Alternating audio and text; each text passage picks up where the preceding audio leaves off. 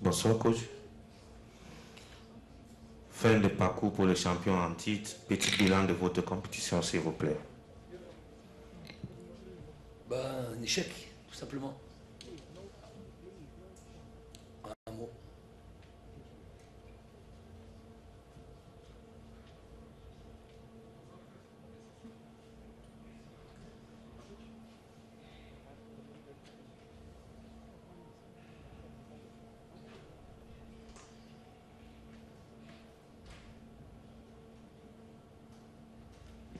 Bonsoir coach, Saïd Felak, journaliste pour Canal Algérie.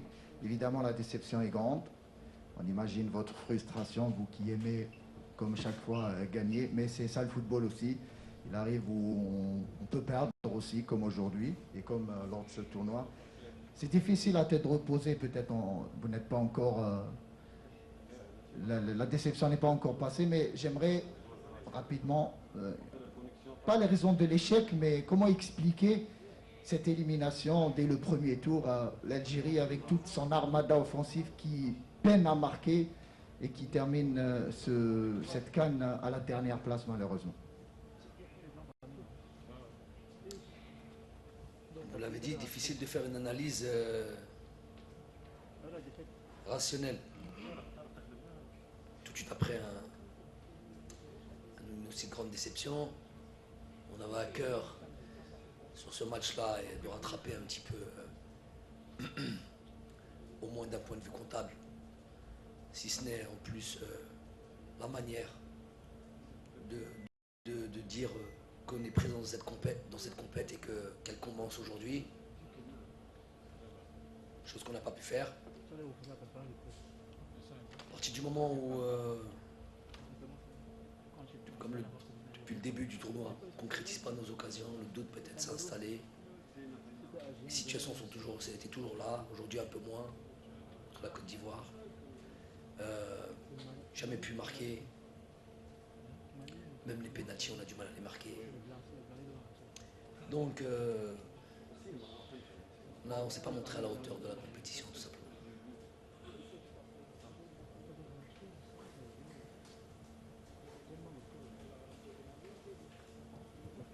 Coach, vous parlez justement... Nom et média, s'il vous plaît, monsieur. Jacques-Marcel Itiga, je travaille pour Canal B International. Vous parlez de l'irrationnel. Alors, ça veut dire que vous-même, vous peinez à trouver des explications pour cette élimination. Alors, nous, on va aller tout droit. Est-ce que ce n'est pas l'esprit d'Albert Ibossé qui a hanté les Fennecs pendant toute cette CAN? C'est la conférence de presse après match Algérie-Côte d'Ivoire. Juste un petit rappel, s'il vous plaît. Prochaine question. Je ne sais pas qui vous a autorisé à rentrer dans cette pièce, monsieur, mais il a fait une faute professionnelle.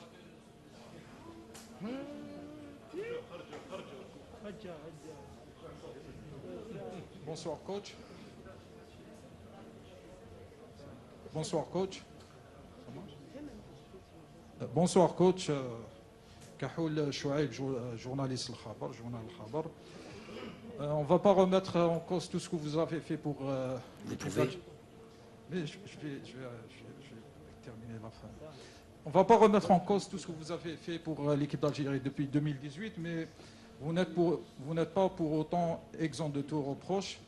Et par rapport à ça, j'aimerais connaître votre sentiment par rapport au rendement de votre capitaine, Riyad Mahrez, qui a bénéficié des vacances exceptionnelles à la veille du tournoi majeur. Vous avez argumenté ça par le fait que vous voulez un joueur en pleine possession de ses moyens. Alors, pendant les trois matchs, il était pratiquement l'ombre de lui-même, sachant que pendant les trois camps qu'il a participé, il a toujours marqué, il a répondu présent. C'est la seule fois qu'il n'arrive pas à marquer, ni même donner satisfaction. On aurait pu régler ça en famille, mais apparemment vous voulez parler de ça ici. Vous n'avez pas les tenants et les aboutissants. Quand vous dites vous lui avez donné des vacances. C'est faux, vous ne savez pas ce qu'il en est. En temps et en heure, peut-être on en parlera. mais je pense pas que ce soit le bon endroit, le bon moment.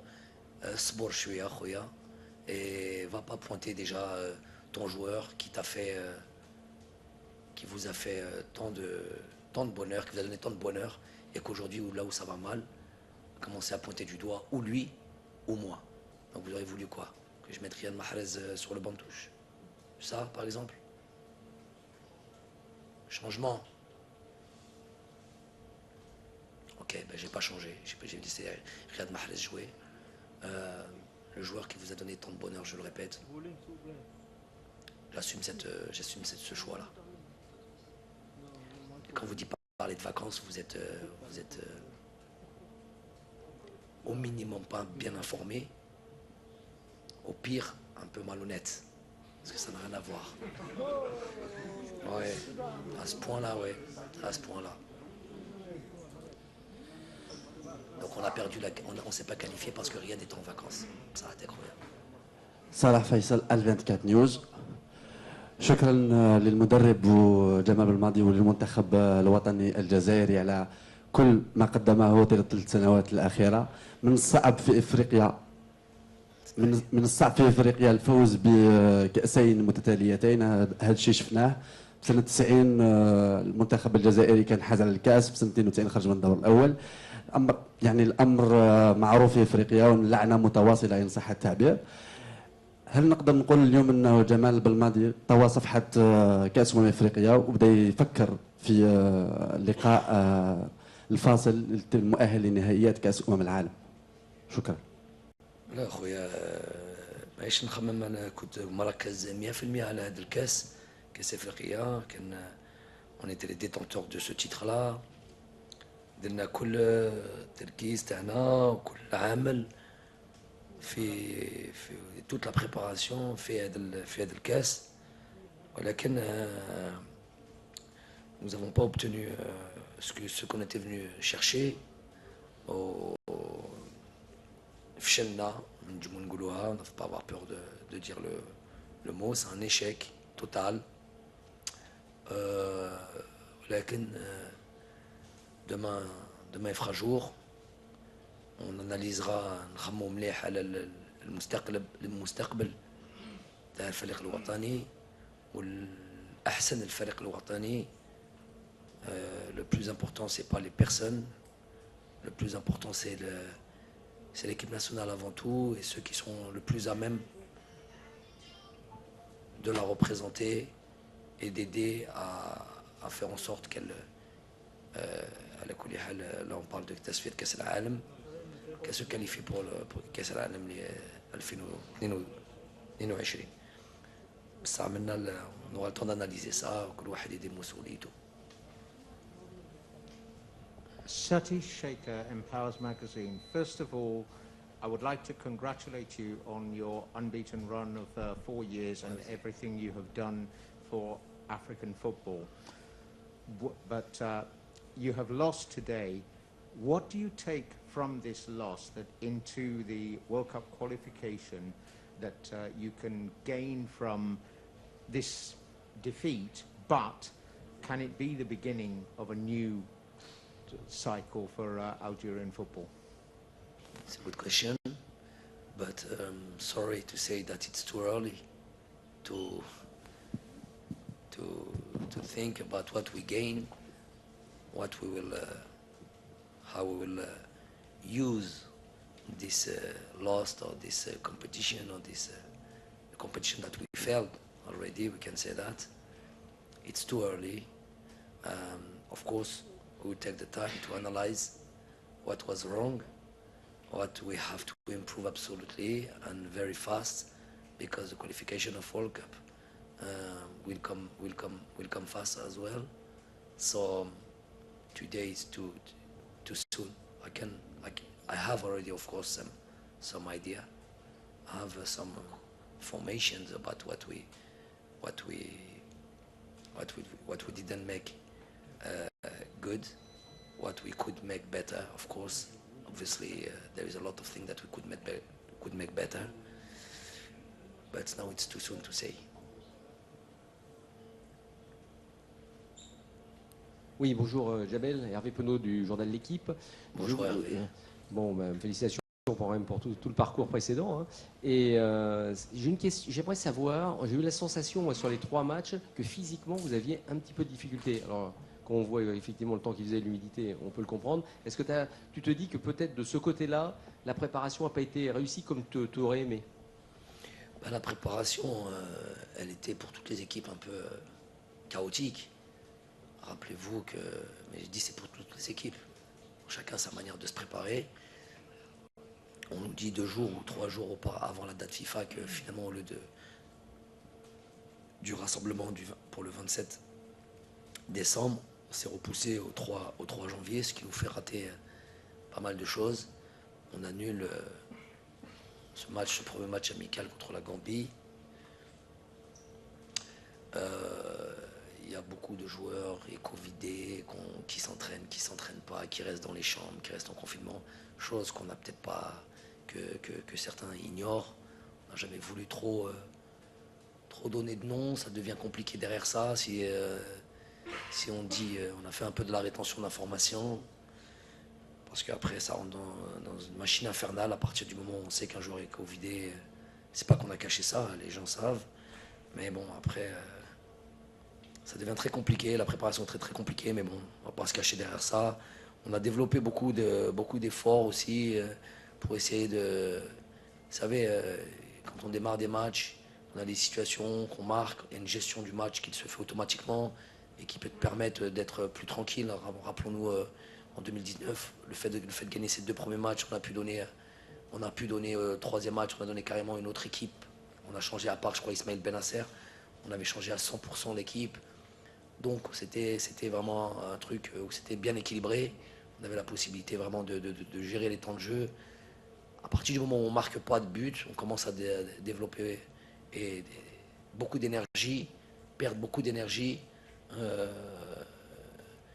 Et puis voilà, aller sur ce 3e match avec quasiment les forces en présence, les grosses forces en présence, ceux qui sont censés et dont je prends la responsabilité de nous faire gagner ce match-là.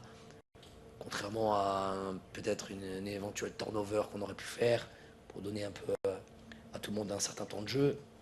Voilà, tout a été... rien ne s'est, comment dire, juxtaposé comme on aurait voulu. Tout a été que des éléments en notre défaveur.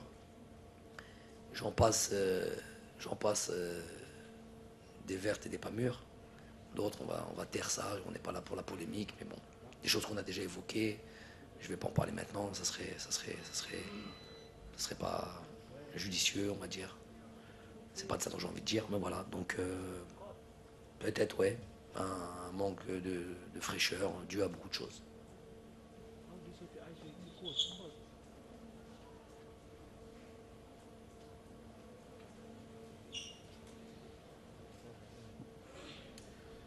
I am Pontianos Lawong. I work for CRTV. Coach, Put your hand everybody, up, I cannot see you. I work for the Cameroon Radio Where are Television. you? Coach, I personally, and I think many of us here, expected your side, Algeria, to carry the day today. This owing to the talent, the great talent that your side has. But it was not the case. Is it because Cote d'Ivoire was stronger than you? Was it the opponent, the force of the opponent, or what went wrong? Technically, from a technical point of view, how do you justify the defeat? Yeah, they were stronger than us today.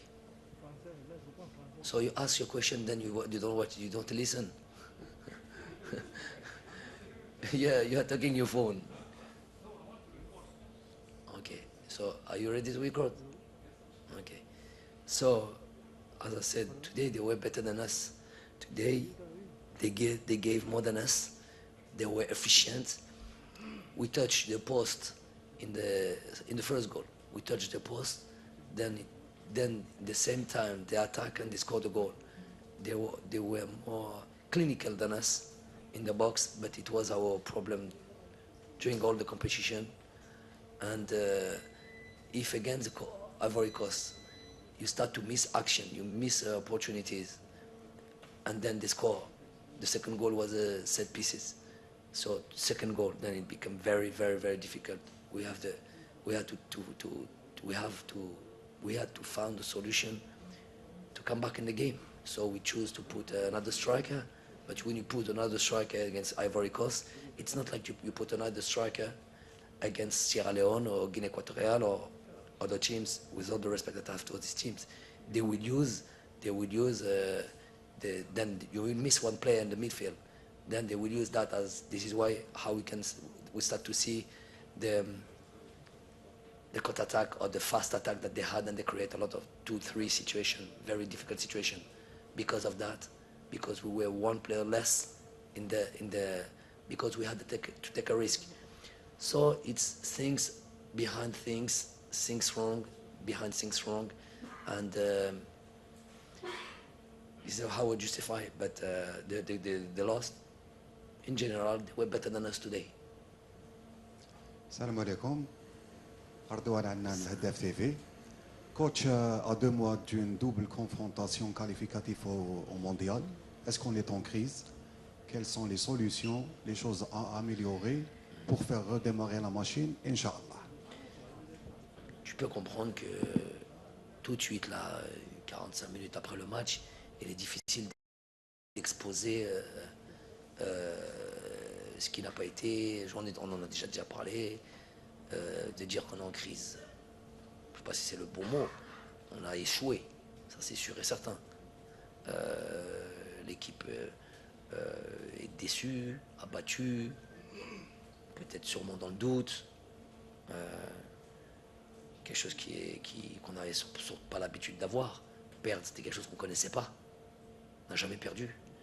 On a perdu sur 4 jours, on a fait sur 4 jours ce qu'on n'a pas fait sur 3 ans. Donc c'est quelque chose évidemment de choquant chez nous. Chez d'autres, c'est quelque chose qu'ils peuvent avaler. Un match, tous les 3 matchs, ils en perdent un. Oui, ils repartent. C'est quelque chose qu'ils ont l'habitude de faire. Nous effectivement, c'est dur pour nous. Parce qu'on ne connaît pas la défaite. Ce sentiment-là, il est amer. J'ai même envie de dire, il est détestable.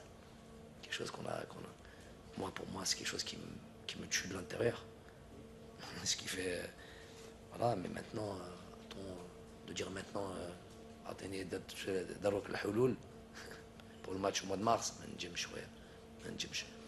mais il va bien falloir se relever, il va falloir évidemment bien digérer tout ça, bien analyser tout ça, relever la tête. Coupe du Monde, c'est pas rien qui nous attend. Il va falloir sortir et montrer d'autres choses.